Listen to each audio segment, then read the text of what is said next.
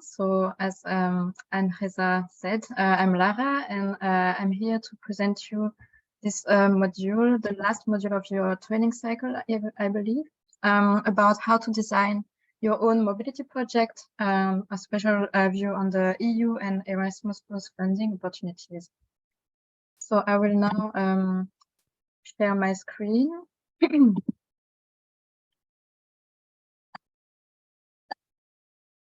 So we can start.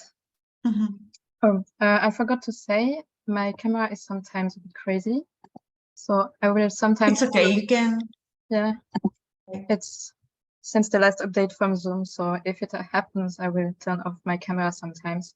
Yeah, you can take that off. So it will be okay for you to show the... Perfect. Slides. Perfect. I will talk now in three parts about this whole topic.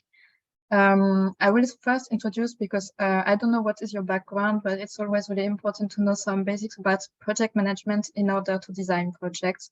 So I will start with some basics about project management and some tools that can be used in project management, but also to design projects. And then we will talk more specifically about applying for projects with Erasmus+. So which kind of projects you can apply to and how. And we will also talk a bit about the language, how to apply for projects. So we will see all of this. Of course, afterwards, I can share with you the slides that I'm using for this presentation. I'm not a designer, so they are not really the best slides ever to look at. I'm sorry about that, but yeah, I prefer project management. So yeah, that's how it is. I hope still you can read me and understand me. And if you have any questions, please feel free to interrupt. I don't know how you used to ask for questions, but if in the middle of something you would like to ask, I prefer that you don't wait until the end of my speech. So if it's okay to moderate this way. Yes, actually, probably they will have a lot of questions, but we'll do that at the end of the lesson. Okay. So to do the break, a little break in 7 or 10 minutes. And after the second part of the lesson, we'll do all the questions. But of course, they can write everything they want to ask you on the chat, on the QA. So we can you can respond them at the end of the lesson. Okay. Perfect. Thank you very much. So I think now we can then start with the first part. And as I said, I want to start talking about the basics of project management. Okay. So project management is like a cycle. So it starts always from one step, but then it's a cycle that never ends, if you want it to never end, of course. When you create a project, when you want to create a project from the beginning, from the start, you first have to analyze the situation around you. You can analyze it in very different ways, but what is really important is not to start from an idea from you that you don't confirm with the reality of the context. When you start your project, you will first go ask the people that you would like to support. Okay, what are your needs? How can me or my organization support you with your basic needs? So we understand what is the problem for people, and then we can understand how we can act on this problem. This is the second step. Once we understood the situation, the context of the context where you are, you can decide to write a project that will answer the needs. So the needs you analyzed in the first steps, you can answer them in writing your project to directly answer those needs. Once you wrote your project, you have the idea of where it will take place, with how many people, with which partners, and you wrote basically the activities you want to implement during your project. You will have to look for some fundings, because without money, you cannot really implement many things. And that's what we're going to talk about a bit later. And then only in the fourth step comes the implementation of the activities that you thought about. Project management is not just about implementing the project. There are a lot of things evolving around it. And finally, once your project is finished, you will have to evaluate. This is also a really, really crucial moment in the cycle of project management, because with the evaluation that you will conduct, with evaluating how your project impacted your target group, how the activities brought some benefits for your target group, but also how maybe you could have done this in a better way to answer better the needs, or just in the quality management of the project, what was wrong, what was good, what you want to keep and what you want to rethink. Then you can go again to the situational analysis to adapt your project more, see what changed what changed in the situation, and how you can make another project based on that. And this never ends. Of course, if you want to end it, you can, but the cycle is like that. During all of those steps, and that's why this bubble stays in the middle of the cycle, you always have to monitor, report, and communicate. So I won't go too deep into the communication part, because it seems a bit obvious that you have to communicate with people in every step. So to communicate with the eventual target group, to communicate with eventual partners in the project writing, to communicate with the sponsors when you try to get some fundings. And I mean, in every step you have to communicate. But monitoring and reporting are also two really important steps that you are activities that you always need to do to monitor whatever activity you're doing, whatever budget you're spending. This also takes place during the whole, all the steps of the cycle. Report on what, so monitor is more maybe quantitative, if I want to make it simple, and report is more writing about what you did in order to not forget about it. So this is the basic cycle of project management that you should never forget. What are the steps? Because if you forget one, you will probably not be able to implement the project how you want it, or not with the quality you expect. But you also need to know some key considerations, let's call them like that. The definition actually of a project is that it has to be limited in time, but also in resources. Resources can be money, but also material, people, so human resources. And that's why we need to manage it. So that's why project management exists, actually. And this is repetitive, but monitoring is really important. So you need to not forget about it. I really don't know what is your background about project management, but we won't have time to discuss it. So I will make a really, really simple parallel now of what is project management, because a lot of people think about it in really weird, complex ways. It can be really simple if you want to bring it to a simple parallel. So imagine you have this project for yourself to cook more. Why? Because you don't cook so often and you would like to learn how to cook more. That's a project. You analyze the situation. Situation is you don't cook, you never cook, so maybe you're ordering pizza every day and you want to change that a bit. So the situation is like that. So your project writing, to compare it, your project writing will be, let's cook one time per week. For this, you need to raise some money. So maybe you're working or having a student job, or you raise some money to be able to implement your project, because you need to buy some food, some aliments, some tomatoes, whatever, to cook your thing. And then after that, you will evaluate if you liked what you cooked, if you liked to cook also, maybe you didn't. And then you can analyze the situation again. What changed after this first time that you cooked? Why I'm taking this really simple example, because you kind of managed your own project, but you did it only for yourself and alone. And now we can add one more step or challenge in the process, is that you will not be alone. You will have a team to manage your own project done with your organization.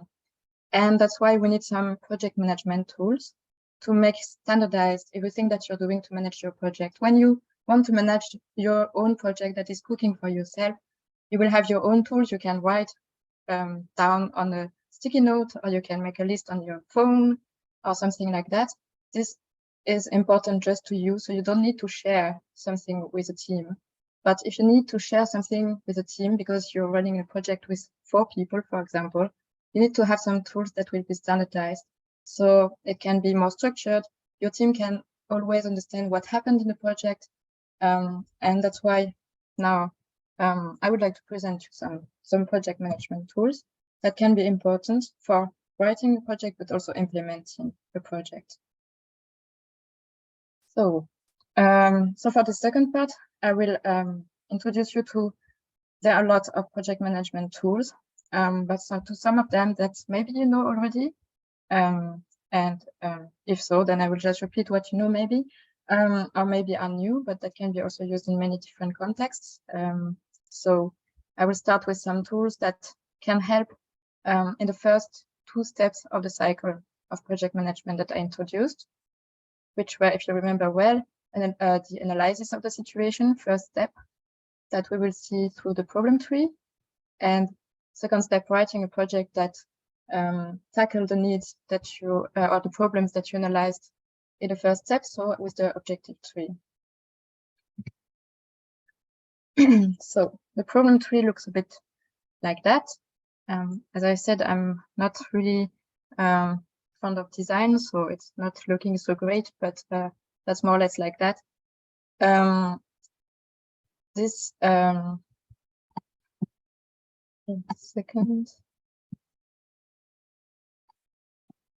Okay, this problem tree is really useful to analyze the problem, as I said in the first step. Why? Because, for example, you always want, when you want to organize a project, you always know what maybe is the general problem you would like to tackle. So I will take my example again because I like it. It's really simple. So I take my cooking example again. Imagine that so you want to tackle your problem that's bigger than just cook one time. You want to understand why you're not cooking. So that's your general problem. You already know more or less in which direction you want to go with your project, but you don't know exactly what kind of activities because you need to understand the problem better. That's the situation, the situational analysis. To understand the problem better, you can go to the people, to your eventual target group, and ask them about, make some interviews, some questionnaires, and so on. You can make many things. You can make some literacy review, researches, meet experts, and so on. But in the end, you already know what's the general problem you want to tackle, right? So this is here. So in our case, it's I want to cook more. No, sorry, that's not a problem. I don't cook. That's the problem. Wording is important. That's why I had to correct myself. And then you will ask yourself the question, why? Why don't I cook? So this, what we are, the answers we are going to find will be called direct cause. So a first direct cause to my problem, so why don't I cook, could be I don't have time. So that's direct cause 1. Then we can find a second direct cause. Maybe why don't I cook? Because I don't have inspiration. I don't know what to cook. So this is the second direct cause. Let's go deeper and ask ourselves why direct cause 1. So which was I don't have time. Why direct cause 1? Because I'm working too much, for example. And I will not go to another indirect cause 2. Maybe you can have some ideas for yourself. So then let's do it for the direct cause 2, which was, if you remember well, I don't have inspiration, so I don't know what to cook. Why? We are going to find out indirect causes. Why don't I have inspiration? Maybe because I don't have a cooking book for recipes, maybe. So let's start with that. Now we have what we call a problem tree. We have the general problem, I don't cook. We have 2 direct causes. Why don't I cook? Because I don't have time and because I don't have inspiration. But we can also explain why those 2 direct causes are. And as you can see, we went to a more abstract idea, or a more abstract problem, which is I don't cook. I mean, in our case, it's a bit concrete already, but we arrived to more concrete problems to solve. So the problem to solve, I don't have a recipe book, a cooking book, is really easy to solve. And how do we understand how to solve that? It will be with the solution tree. So that was for problem 3. We analyzed a bit the situation, understand what is the problem and what are the direct cause of the problem and the indirect causes. And we can, after that, go to the solution, or also called objective 3, which, as you can see, looks exactly the same, except that we changed a bit the wording in the 3, and we are going to explain how. It's basically all the problems that we saw before. We will turn them in a positive action. So let's try to do that with the general problem. The general problem is I don't cook. So the general objective will be really simple. We said positive action, so action implies a verb. So never forget the verb, because otherwise it helps to have a verb to understand better your objectives and have them more clear. So to my problem, I don't cook, I will then answer with cook. I know it's a bit simple in that case, but yeah, that's working. So cook more, maybe it will be a bit easier to understand. So cook more. And now, instead of asking ourselves the question why, I will ask myself the question how. Cook more, how? And here, let's take the problem we had, the direct cause 1 that we had, which was I don't have time. So how? I need to transform this problem I don't have time into a positive action. Make time for cooking, for example. This is positive and this is an action. And now the indirect cause that we had for this I don't have time was I work too much.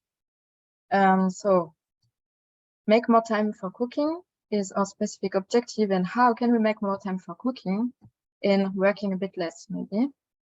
And this will be a concrete activity that you can implement, because make more time for cooking is maybe a bit concrete already, but not so much. It doesn't lead you to something concrete to do now. But work a bit more, you can define it with work, I don't know, into your working time, maybe, for example. Work a bit less, yes. So this is all for the specific objective 1. You can see this was still really, really general, cook more. And then we analyzed that we can cook more by making more time for cooking, and how? By working a bit less. Okay, now let's do it with the second direct cause that we analyzed before. So the second cause was I don't have inspiration. And now let's transform it into a positive action. Find inspiration. That's really simple. And as you see, that's a specific objective, but it doesn't describe an activity yet. But our problem, our direct cause, that was I don't have inspiration. Then we had the indirect cause to this direct cause, which was I don't have a cooking book. So now, how can we find inspiration? By buying a cooking book. And this is, again, a really, really concrete activity that you can do to find more inspiration and to cook more. So this was really made easier with my example that is not tackling a society issue or something, but this is more or less what we apply to understand a problem. There are other tools that we can also use, but this one can be quite easy to use. So yeah, that's why I wanted to introduce it to you. And now I wanted to also introduce you some 2 other tools that maybe are known from some of you to analyze the quality of your project during the conception of the project, but we can also repeat the tools while you're implementing your project. For example, if you're implementing a 2-month project, it's maybe not so useful, but if you're implementing a 2 years project, it can be nice to check with those tools again, what are for the quality, to analyze the quality of your project and how you can continue implementing it. And we are starting with the tool called the SWOT, which stands, as you can see, for strengths, weaknesses, opportunities, and threats. So this, we can make a SWOT by making it look like a table, for example. So that's what I'm doing, but you can make it look like whatever you would like. What is important is to see that there are two positive names in the word SWOT, strengths and opportunities, and two negative ones, weaknesses and threats. The strength is something, so let's say we are an organization and we want to make a project about cooking.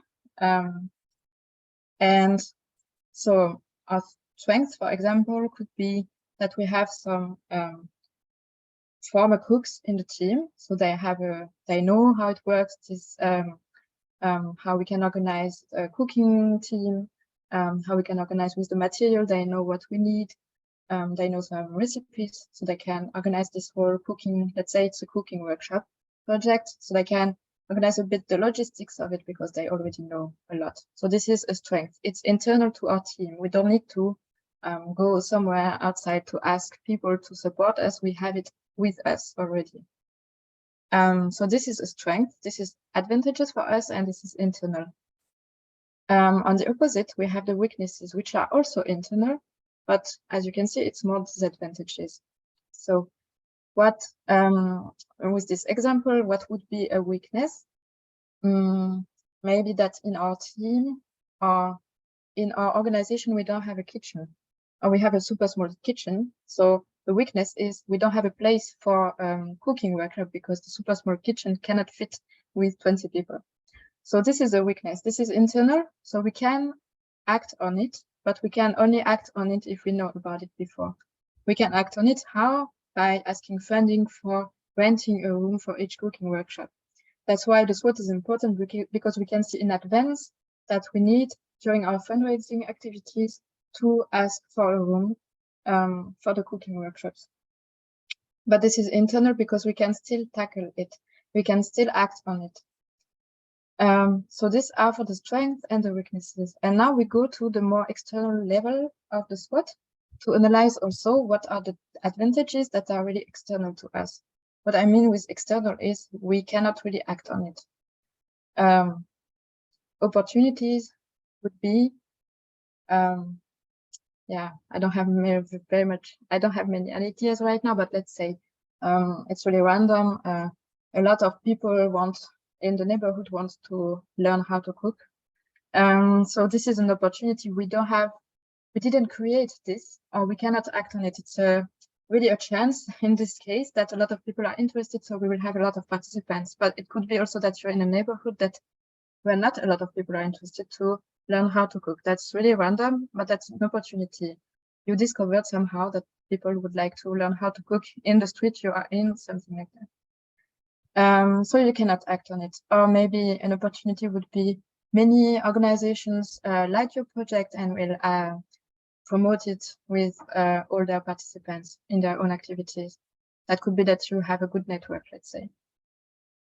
We can then go to the last letter, which is a T, that stands for threats, which is also external, but a disadvantage. So again, you cannot act on it. It's external to your team or your organization or your project, but you cannot act on it, and it's a disadvantage. Why is it important to know? Because you can try to plan with it. What could be a disadvantage? There is another project in the city that is organizing cooking workshops. So you have to make your cooking workshops in another way so that people are also interested in yours.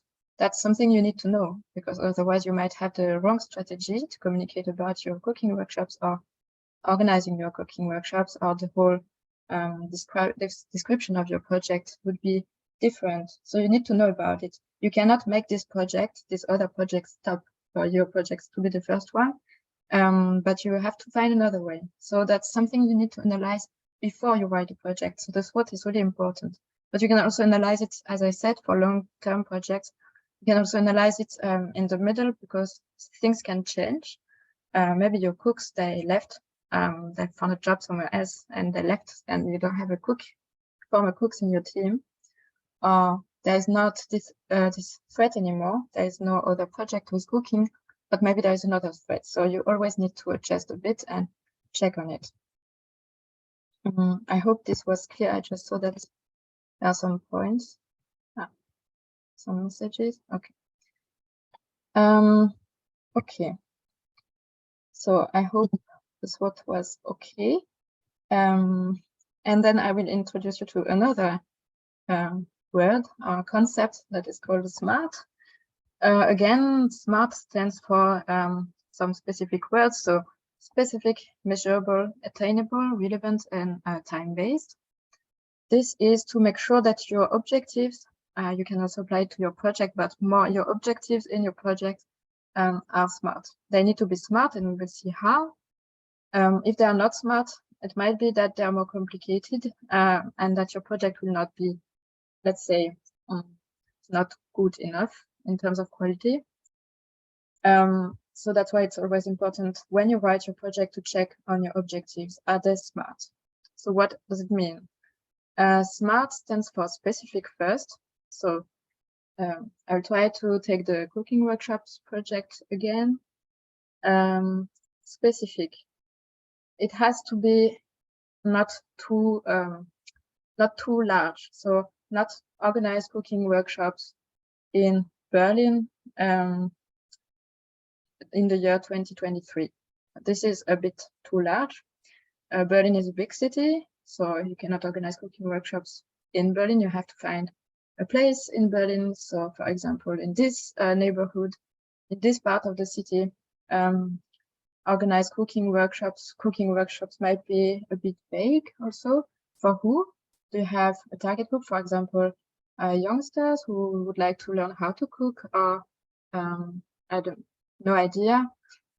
So you need to define a bit more what you mean by organized cooking workshops in Berlin in the year 2023. Is it also every week, or is it every month, or is it twice per month, or is it every day? This changes also a lot of things. So if your objective is not specific enough, then it might be confusing for the next steps of your project. It needs to be measurable. So measurable is it's a bit more with, let's say, to make it more clear, it's with numbers, right? So you need to be able to measure things. For example, if you say that your objective is to organize cooking workshops every 2 weeks during the whole year, then you know that there will be around 25 or something like that cooking workshops during the whole year. So you can measure, and you can see also if maybe every 2 weeks is too much, you can measure that you need to reduce. You can measure, and you can also report on it afterwards. So you need to measure a bit. You need to also, for example, specify for 20 people. Why for 20 people per cooking workshop? I mean, why? Because depending on the numbers of people you define in advance, you know which kind of room you need to rent, or you know if the kitchen in your organization is big enough, has enough materials or not. Because for 20 people, if you're a team of 4, you might not have the materials for that. You might not have the space, so you need to rent a room.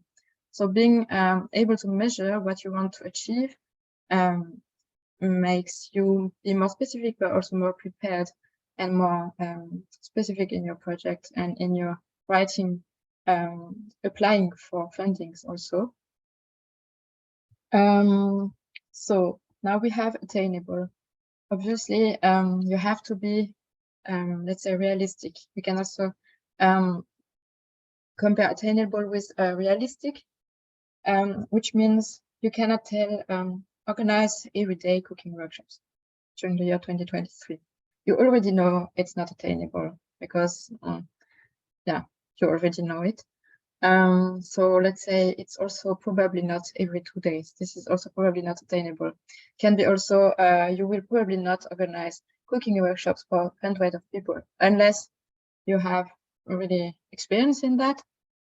So attainable for what you're able to do with your organization, with your team, and with your time as well.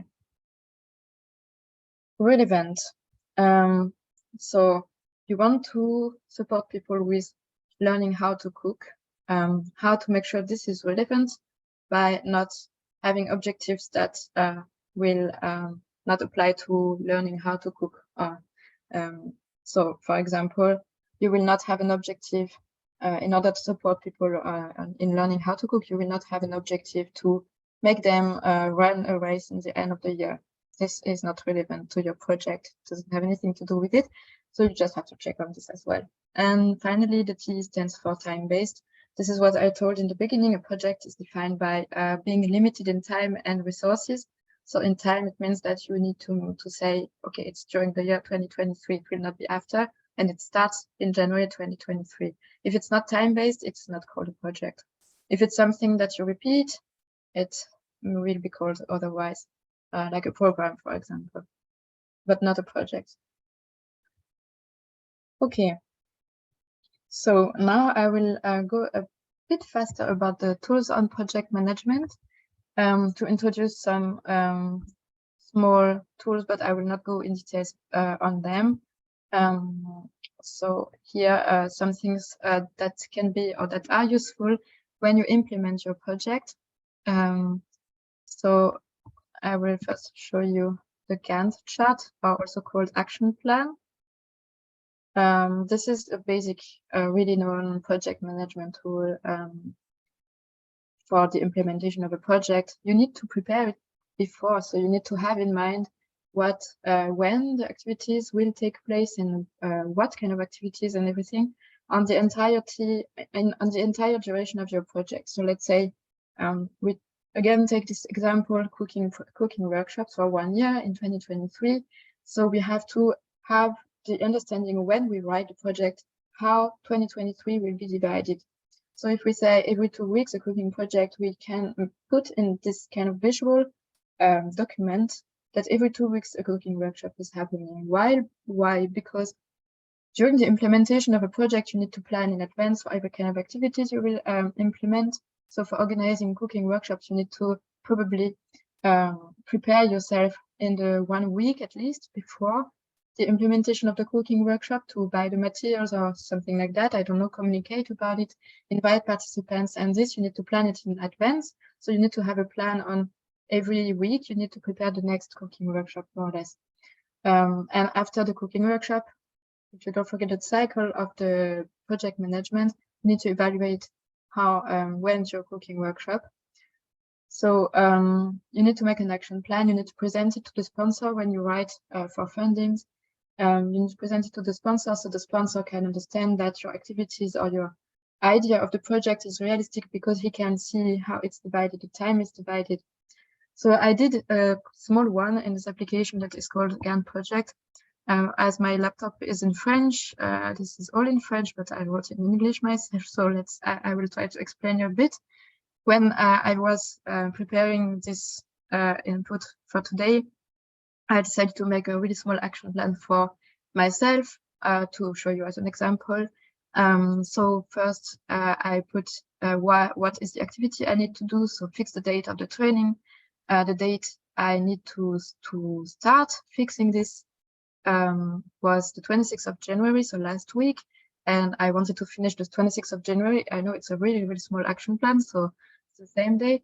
The 26th of January, I wanted to finish it. So to fix the date of the training on this day. So here you can see this represents the 26th of January. But at the same time, I also want to prepare for the training. And this activity takes place from this same day, the 26th, but until the 31st, which is today. Really simple to implement the training. It's right now, it's happening right now. So you can see that on this day, on today, I finished preparing for the training, but also I'm implementing it, and I planned also a last activity that will start today, which is the follow-up. So for example, sending you the slides. This is what I call the follow-up. And this is a really, really small and yeah, action plan that I wanted to show you. These are just the dates. Yeah, I know I didn't translate anything, but I think it's kind of okay. And this is a really useful tool also to share with your team where you are. So for example, excuse me. For example, if your team is consulting, you're working, I'm working with someone for preparing the training, and then they know that on this day I had to implement the training. I mean, it's working more for projects with a real team, because in this case I was alone, but yeah. So I think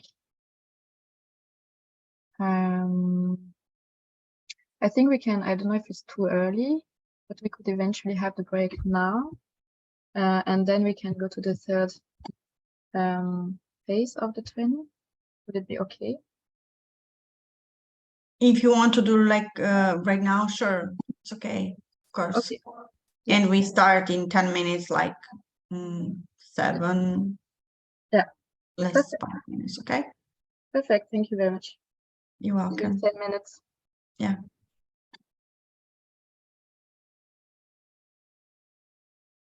Okay.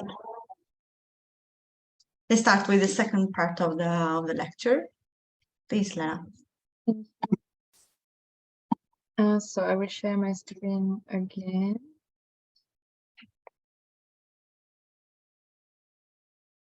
And my screen is acting crazy again. Okay. So I will turn the camera off for a moment. Yes, sure, of course. Yeah. So now we are going to talk about more specifically applying for mobility projects with Erasmus+. You will get this presentation in the end, and here are all the links that I will show now. I didn't prepare a specific presentation for it because I'm mainly showing you some website pages from Erasmus+ to get to know how this works, because there are some different procedures and platforms to get to know. So that's why you can get the links here that I will show now. So for example, I will first start with the Erasmus+ homepage.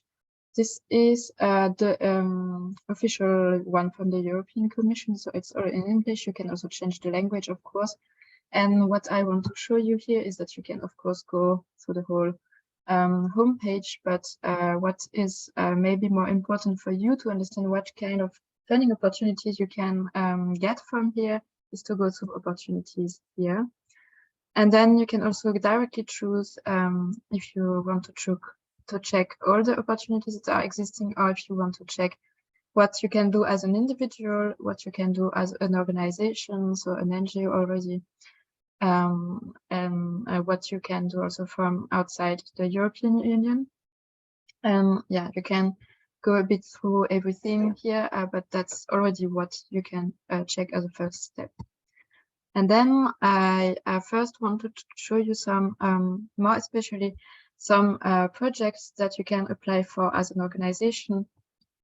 So it would be here, for example, and you can then get more details. And here, especially if you want to organize mobility projects as an organization, so it means you're part of working or volunteering in an organization and you would like to get fundings for a project organized by this organization, this association, or this NGO. Here are some mobility projects that are designed for young people and for youth workers. Which kind of projects can you apply to? Is our youth exchanges, for example, that would be for young people generally, and that allow to organize projects with different partners. And the young people that participate in the project would come from the different countries of each partner. So you have to find some partner organizations. So for example, from my organization in Germany, I would maybe look for an Italian organization, a Spanish one in Poland, or this kind of. And then together we will send participants from our countries to get to this youth exchange, in which they will make some activities focusing on one topic. You can also include in these youth exchanges. I know that you mainly worked on the topic of migration in Europe and people with refugee background. I know it from, I think, the input you got from my colleague Carla about Move Europe. So you can also in this youth exchange apply for specific funding to accompany people who have maybe some more difficulties to move, who need to apply for a visa to go to the youth exchange and so on. So there is a focus also on including people who might have more difficulties to participate in this kind of projects. So to make a bit the link with what you worked on before in the training. You can, of course, you will have all the links, so you can, of course, go a bit deeper into what is a youth exchange especially. But I also wanted to really briefly explain what you can also do with youth workers. So if you want to organize activities that can support the professional development of youth workers. And what you can also, so you can for this organize some seminars, training courses in which, for example, you can also have partners from different countries, so the youth workers can come together and learn together some new skills, but also exchange with each other about how they work usually, and that's a whole exchange part also all around it. And with this, you can also apply for through Erasmus Plus. There are many kind of activities you can apply for, but the youth workers one especially, but also most of them all have this kind of specific funding you can ask for when you know that, for example, your people will have some more difficulties moving. I refer once again to, for example, applying for a visa to move inside Europe, and you have specific fundings that you can ask in addition for this. So to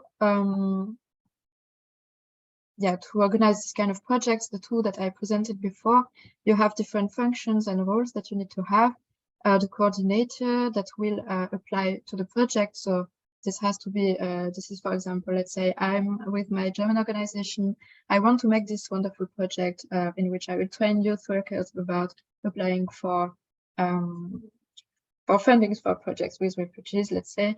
And then, so I have the training course in mind and I want to apply and organize this project, but I will be the coordinator because this is my idea. I will apply and I will be the one receiving the whole money, but I need partners.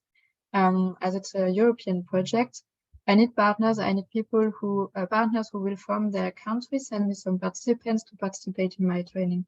So as I said, I think Italy, a partner from Italy, partner from Spain, and one from Poland. So let's say that those three are also sending can be sending organizations, and Germany as well, because we will all send participants. And I have a receiving organization. Let's say we organize 3 trainings of 1 week in this whole project, and the participants will come to the 3 trainings. And the trainings are in person. It's a bit different from what you have here. It's in person, so the first receiving organization will be the one that hosts the first training. So let's say, for example, we, Germany, as coordinator, we want to organize the first training. So we are a receiving organization and the other ones will be sending organizations, and this goes on. And that's a bit the vocabulary you need to understand when applying for this kind of projects.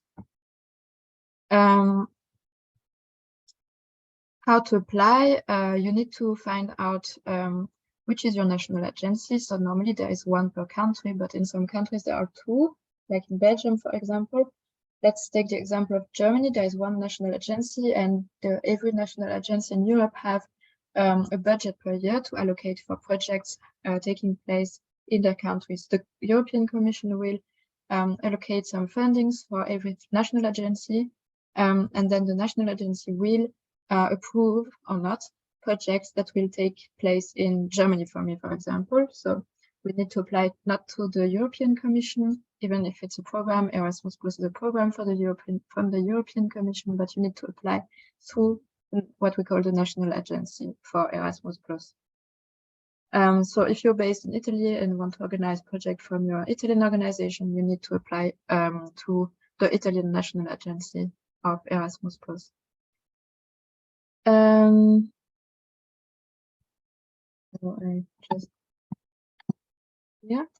So this is how the kind of projects. There are other kind of projects, but they are a bit more complicated, so I will not go too deep into this point, but this is some kind of projects you can apply to with an organization. Again, as I don't know your background, I want to present those 2 types of projects to you. There are some other projects that I will show a bit later.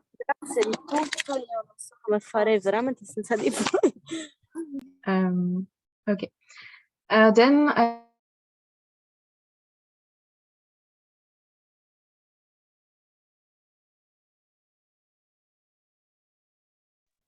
okay. I think so. Sorry, Lara. Yes, all good. So yes, I was saying here there's another link that presents you the specific page of the website in which you can find resources and tools that can guide you and support you in how to apply, and especially here how to apply, really specific. So here you have with the really important program guide that I also put as a link in the presentation, and that is really specifically explaining every details you need for making your project. So once you analyze the situation, just coming back to my project cycle, then you need to understand what you want to do as a project, so work on writing the activities and everything. And then you need to ask for funding. That's the third step of the project cycle, if you remember well.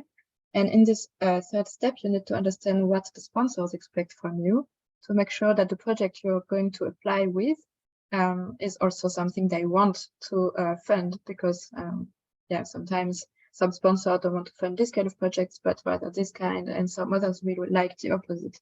It depends on their goal, their aim. So in this case, you need to check the program guide to check if every details of your project fits to what they expect from you, because don't write an application if something doesn't fit.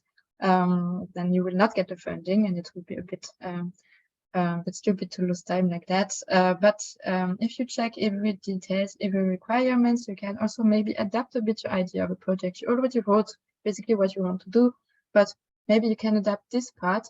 Maybe it will not change your project that much, and maybe you can get funding from this side. So everything is in the program guide, and you can check everything in the link that I linked in the presentation after. And there are some specific application forms on this platform, I think,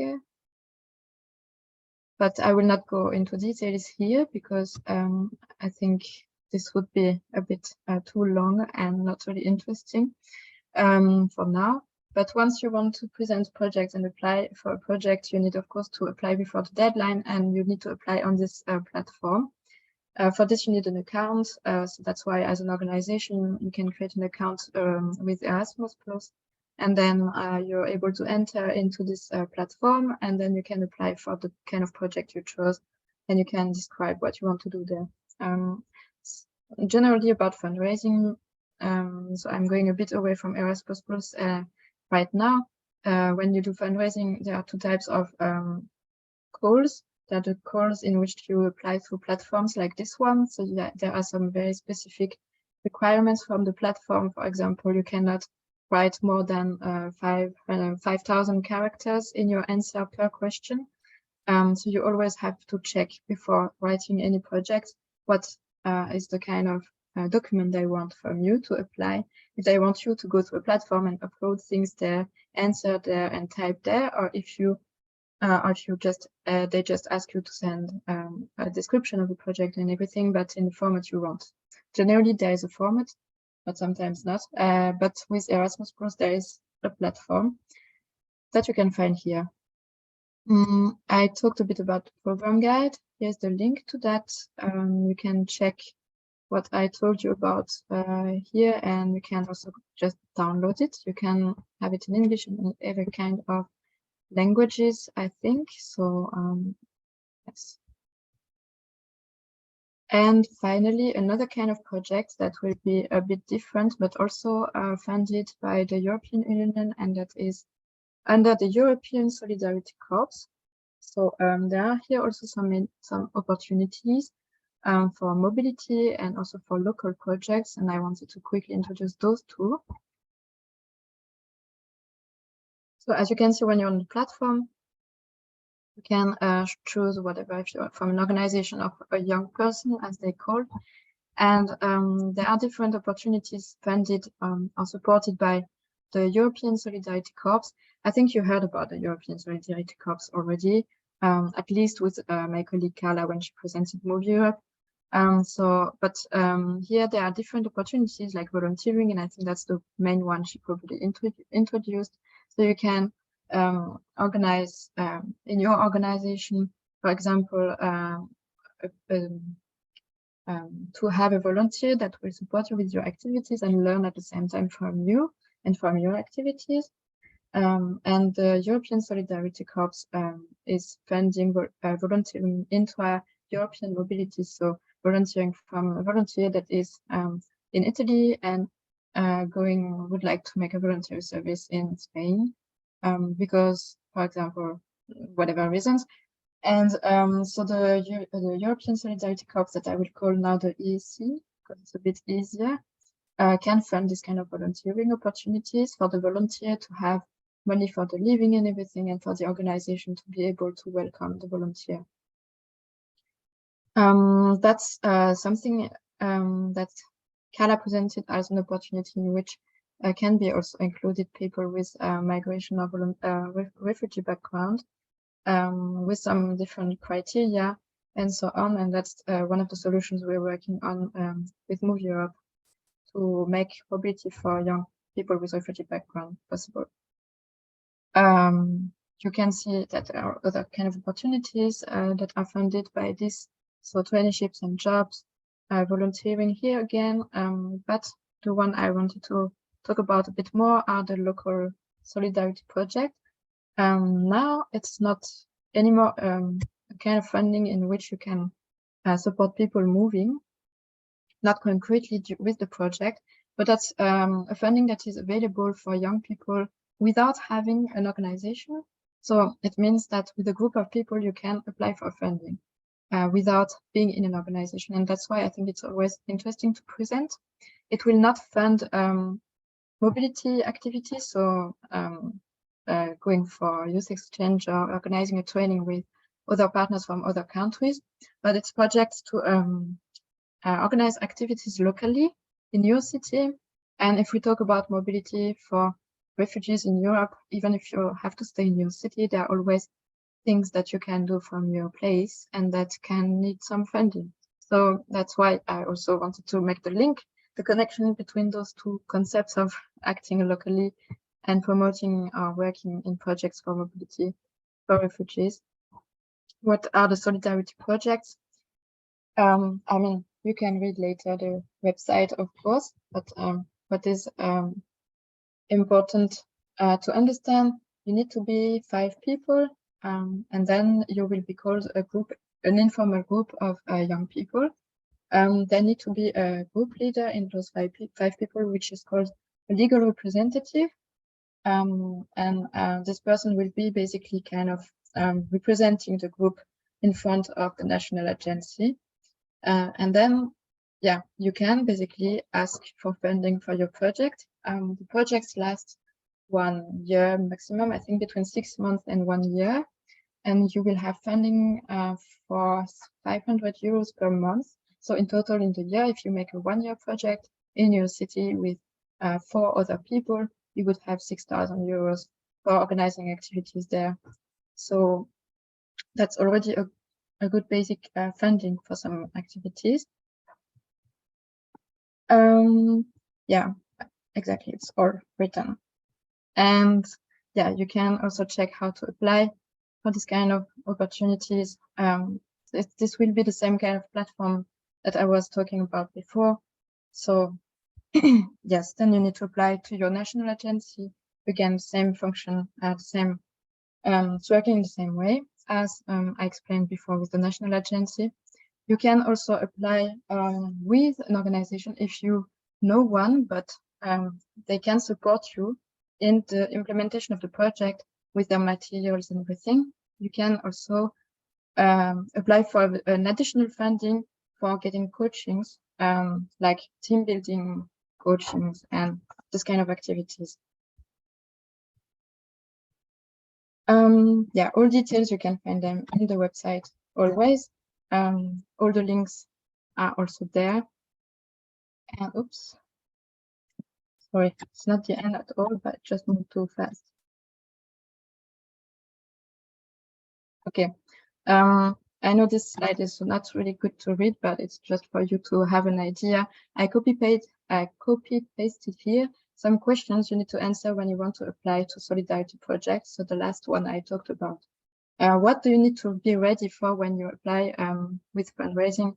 You need to, and I will talk about it a bit later, also the language and wordings to use and so on. But you need to be ready to answer these kind of questions. And that's why I wanted to put here some samples. But basically, it's always about describing your project with as much details as possible, but not boring the sponsor when they read your application. So why why did you decide to apply for this project? How did you come to this idea of the project? And that's where you can already see why in the beginning of the cycle of project management, you need to analyze the situation, because when you ask for fundings, they will always ask you, how did you have this idea and why, to what? You can already see to which kind of challenges is this project answering? What is the target group? So you need to know already all of this. How you will ensure the management of your project. So coordinating the participants, the team members, the budget, communication, everything. So you need to detail in your answer everything. Yeah, so you have also in the end, like, how do you plan to evaluate? How do we plan your project to be sustainable and to have an impact? If you already have in mind that if it works, you want to organize a second project or not, if you're not thinking about it and everything. These are some examples of questions you can think about when you want to apply for projects, and there are always, like, generally, there are always formulas with already a lot of questions like that, and you need to answer all of them. And how you need to answer them is what we can check a bit now. Some general tips about writing project proposals, so about applying for projects. So first, you need to have a pretty clear language. You need to imagine that you're writing, maybe there are, like, I don't know, for solidarity projects, for example, it would be around 20 questions, maybe. For other kind of projects, it can be more, 30. I don't know, I never counted this way and made a comparison, but there are always a lot of questions and a lot of people who apply for a project. So put yourself in the shoes of the sponsor that is reading hundreds of proposals and need to choose 10. If you are writing really long sentences with a lot of complicated forms and everything, the sponsor will get bored and it will not catch him up. So unless it's so perfect that even if it's really long sentences, he can go through the project proposal, keep it short. People like it when it's simple. Take care of your wording. So if you want to explain something with some expert wordings, you need to explain it. Or if you always need to add explanations to make sure that the person reading you, even without this expert background from you, they can understand what you're talking about. When you explain, for example, the context or the situations with dates, statistics and everything, always justify what you wrote with some sources or some names at least, just to make sure that you didn't made up this number right now while writing the project. Never forget that you are the expert. So as I said before, you will maybe have an expert wordings, but who is the sponsor? So what is the position of the sponsor? What do they want to hear from you? You always have to have this double point of view from you as presenting your project and the person receiving your presentation.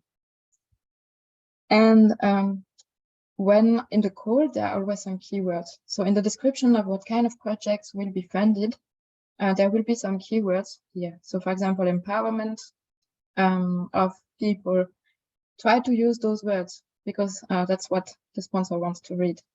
So if the sponsor is really liking to, the aim is to sponsor projects that will lead to empowerment of young people, use empowerment absolutely, because they like it. So you need already to look at the call and analyze a bit what is important in this call and what should I refer to when I'm writing my project.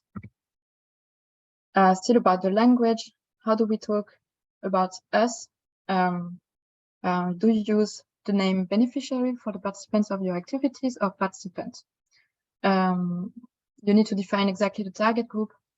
For example, if you use the term, so you have to be sure of which term you're talking about. Is it migrant or asylum seeker or refugee?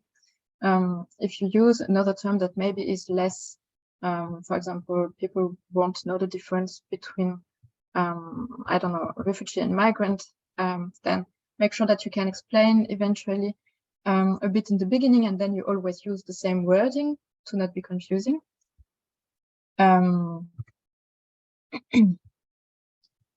Okay, no judgment when you write, no judgment about anything in the politics or in whatever, in any kind of opinion. Just talk about the benefits of your project, not about what is negative in this here or that.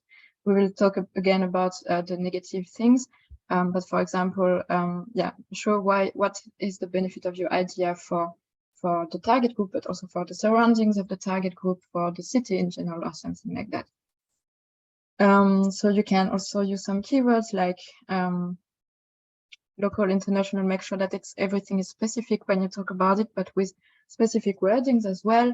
That will be, yeah, catchy, let's say. We already talked about making short sentences, so try to be specific. And as we talked about already in the call, there are some specific words, so make sure that you use them. And make yourself also look bright, like broad network. That's nice. So who are you writing? Who are you? Your style will also depend on that. If you are researchers, like scientific experts, you will have a specific kind of language.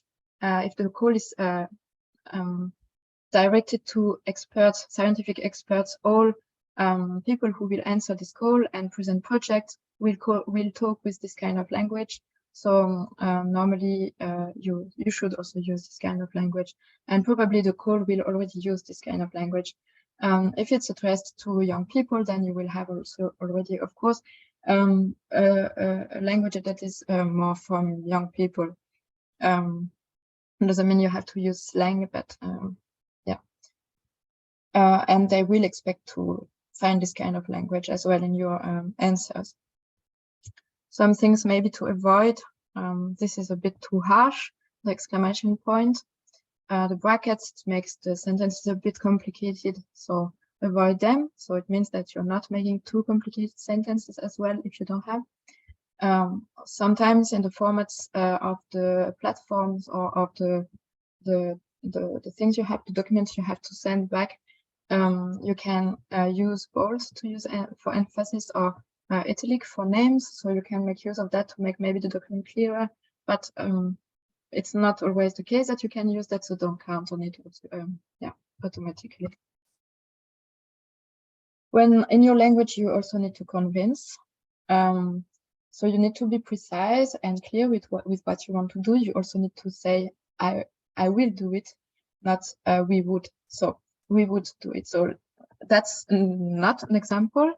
In the second phase of the project, we would maybe like to plan a big event involving hopefully a big audience. You can already see it's not really specific, it's not precise, it's maybe, so it's potentially. The sponsor wants to see that you're convinced by your idea and that you will implement it, that you really have the thing to implement it in yourself. So something more like in the second phase of the project, we will organize, and not maybe, we will organize a public outdoor event which aims to involve X people. So you already see that it's more specific than a big audience, and hopefully. And yeah, so convince, be convincing, you already know what you want to do. So yeah, avoid conditional, but don't be arrogant, be convinced. And I said already a few words about not writing negatively. We talked about problem tree, but when you write your proposal, please don't talk about problems, talk about the needs that you want to answer. The problem should be turned in a way that it's not a problem, or not mentioned as a problem. It be more positive in your language. So, for example, not the fact that refugees have no access to information is a big problem and causes blah blah, but more refugees' lack of information. So it's a need. There's a lack of information. They have a strong need for information, to which we will answer with blah blah. And I'm now in the end. So I added in the end of my presentation another link with some more explanation about the problem tree and some more details about it. I forgot to talk about some project management tools, but we can find an introduction to one of them that is more a team management tool. And I told you about the Solidarity project, the one that you can make with a group of individuals. This is a video. I didn't want to show it. It's really short and it's quite explanatory, but I didn't want to show it because I always have some problem with my laptop when I show videos. So you can find out by yourself. And thank you very much for listening. I don't know if now we want to go to. Thank you, Lara. Do you want to share the video? Did you have the link or you just? Yes, I can send you the link for the video if you want, so we can have a look now. Wait a minute, I just will open. You can share with your screen if you want. Okay, I'm just not sure about the sound because usually it's not working. Okay. That's why. Yeah.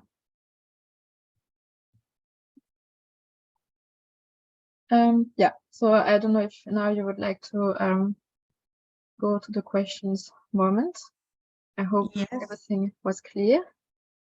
I think so. Someone asked for Nicolas, and actually it's saying that it will be very useful if you could send us this today or this week, or some deadlines for applying for these funds come soon. Thanks. Yes, sure. I think I can send it to you, Anna-Reza, today in the end. Okay. Perfect. Or if you will have an email, they can write you for some question or anything else. Our speakers share the email with our participant for more collaboration in the future, or question they have about projects or anything else about what they saw on your explanation for tonight's lecture. Okay. So if you want to share that, it's okay. Yeah, sure. Perfect. Yes, I will share my email as well. And also, if someone have some question, I can allow them to speak, and they can speak also. Yes. Just, I think, but I think everyone can speak because in this reunion is allowed. You can only open your microphone and you can speak if you have some question. Okay, Carlo, join us. Hi, Carlo. Hi, everybody. Hi, Lara. Hello. Nice to meet you. Nice to meet you too. Hi. So I couldn't join the conversation before because I'm abroad for work, so I couldn't be with you.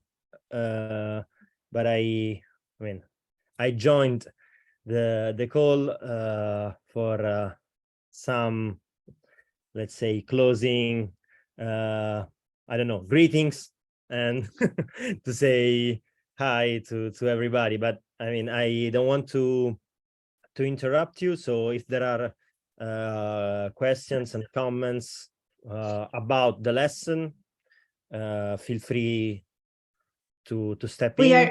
We was actually in the time for the question. I was asking the participant to do the question because on the reunion, this reunion is not a webinar, so they can ask freely, of course. Or if they want to say something about the international training, or I don't know, everything. They want to share something.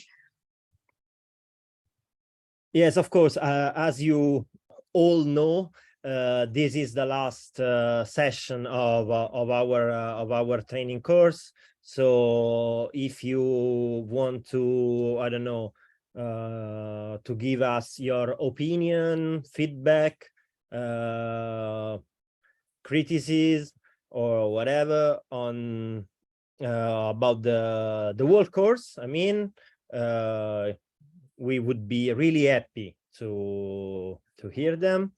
And I see one question: will it be possible for the ER team to share a full list of the email addresses of the speakers of the program for further contact and collaboration? Yes, of course. I think there's a problem. Lara, for you, it's a problem to share the email that you gave us. And yes, I think that all the speakers would be happy to keep, to get in contact with you if there are, I don't know, questions, or as you said, for the collaboration opportunities, whatever. I think, that was also one of the aim of the training course was to put people in contact and to give you also some the opportunity to know other people and to get in contact with people doing interesting stuff around Europe. Actually, most of our speakers, they share the email at the end of every lesson.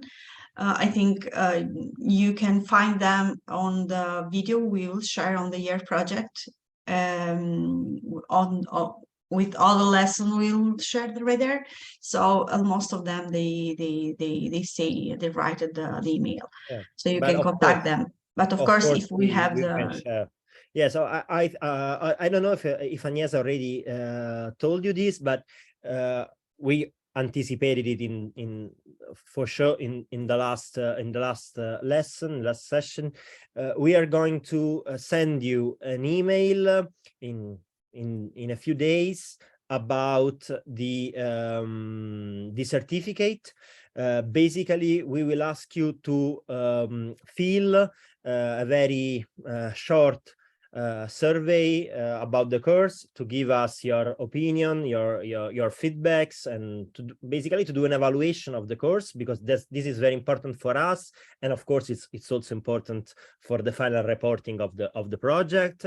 So and in this form we will also ask you about your attendance. What did you, which modules you attended, how many lessons, a couple of questions about your attendance, and according to this information that we will of course verify with our database, we will release the certificates and we will send them to you. So you will hear from us very soon. So don't be worried about the certificates. We will send them to you. Give us some time to process that attendance, and of course we was waiting actually to finish all the course with the last lesson to send to everybody the Google form about the survey. So for that I was going to tell everybody everything Carlos said right now at the end of the lesson, so to close everything. But thank you, Carlos, for saying. There's also a question from Rictus, who asked if Lara can share the links. She was mentioning, she was screening in the presentation. Someone said that if it is like the youth.europa.eu solidarity in English, probably is that one. Is that one, Rictus? And there's also a question from Amina. For Erasmus Plus fundings, do all active members of the project need to be under 30? And in case, how is proof of age asked for? This is for Lara, because I cannot answer. Yes. So for the links, I'm sending the presentation right after this training to everyone, to Carlo and Cesar, and then they can share it with you. So you will have all of the links that are in the presentation. So you will have access to everything. And about the question, so it depends on which funding you're talking about. If it's, so I presented first the funding available for organizations. If you want to organize youth exchanges, youth is considered to be between 16 and 30 years old by Erasmus Plus. How it will be, how the proof will be asked for, you have to make all participants normally sign this kind of participant sheet. I don't remember the exact name right now, but I think the birth date is not mentioned there, but you will have in the end of the project to report on how the project went and who were the participants in this project, and in this you have to answer what was their birth date in this platform to make your report. And if they are more than 30 years old, you will not get the funding because they are not supposed to be participants. In the case of the solidarity projects, so the ones that you can apply for with the ESC, the European Solidarity Corps, these solidarity projects are also being a volunteer. You also need to be between 18 and 30 years old. And applying for a solidarity project, you will need to tell your age, actually. So, I mean, I would not recommend to tell a wrong one. But I don't know if they can prove, so I don't know. It's your choice, actually. Yes, I hope this was answering your question. Okay, another question from Nicole. For the funds, it is well seen to put resources like salaries for the people involved in running the project, in the case of solidarity projects of informal groups, or rather to allocate the funds and activities, let's say the coordinator or the person giving the workshops. So in the case of the solidarity projects or informal groups, which is the same format that I presented you, you cannot apply for personal costs, in the sense that you as a participant, you as a member of the team that apply for the project, you cannot get paid for this. This is volunteer solidarity. That's a volunteering project, kind of. But you can apply for fundings for experts to give a workshop. So if you have an expert that you know from, I don't know which kind of organization or profession or expertise, and that you know that you need this expert to give a workshop, you can tell in your application that you will need an expert to lead the workshop, and for this you can get funds. Okay, thank you.